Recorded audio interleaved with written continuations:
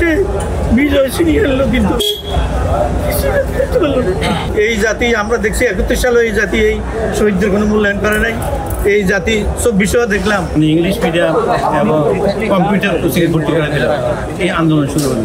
আন্দোলন শুরু হওয়ার পরে সে আন্দোলন যাওয়া শুরু করলো। আন্দোলনের 4-5 দিন পরে সে সরান লিখল। খাওয়ার পরে আসছে। এখন তো আর আমরা অসংখ্যিত, কারণ আমার একমাত্র সন্তান, আমার আর কোনো সন্তান নেই। তখন আমরা বললাম আবার যাওয়ার দরকার নেই, কিন্তু তাকে তো রাখতে পারছি যে আমার ভাইয়েরা সব এভাবে মারা যাচ্ছে। আমি যাবো, আবারও গেল। যাওয়ার পরে আরও 15 দিন পর সে আবার গুলি খেল। এরপরে চিকিৎসা করে আবার ঠিকঠাক পেলাম, কিন্তু সে অনর্গল জেল থাকলো। তখন বাধ্য হয়ে আমরাও যাওয়া শুরু করলাম, যে দুপুর থেকে আমরা লাঞ্চে চলে আসি। সে কিন্তু ছটফট করে যাওয়ার জন্য এইভাবে করতেছে, যাইতেছে, আমরাও যাইতেছি। কিন্তু যখনই 5 তারিখ আসে, 5 তারিখে আমরা তাকে তালাবন্ধ করে দিলাম। আমরা মানুষ দুজন, সে একজন।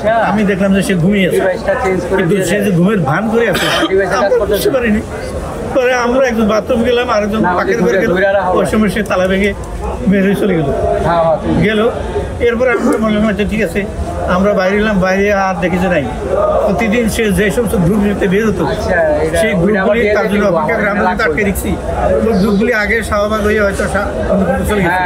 সারা মাস বিজয়ের ঠিক যখন বিজয় সে দেখছি, বিজয়ের জন্য সেই সময় আমার ছেলে হারিয়ে গেল।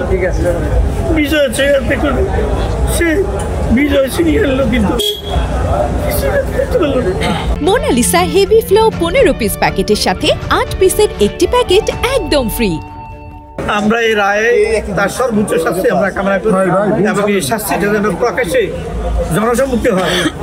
আমরা চাই এই রায়ের এই খুনের সাথে এই দেশে লুটপাটের সাথে অন্যায় অবিচার জুলুম নির্যাতনের সাথে যারা জড়িত তাদেরও এইভাবে শাস্তির রায় হবে। এবং আমরা চাই আমাদের যে কান্না, এই কান্না যেন প্রতিটি শেখ পরিবারের এবং প্রতি খুনির পরিবারের এই কান্নার রোল পড়ে যায়। আমরা সেটা চাই। আমরা আমাদের আর কিছু চাওয়ার নাই। আর আমরা একটা জিনিস দেখতেছি, অত্যন্ত দুঃখের বিষয়, যে এই জাতি আমরা দেখছি 71 সালে এই জাতি এই শহীদদের কোনো মূল্যায়ন করে নাই। এই জাতি 24 দেখলাম।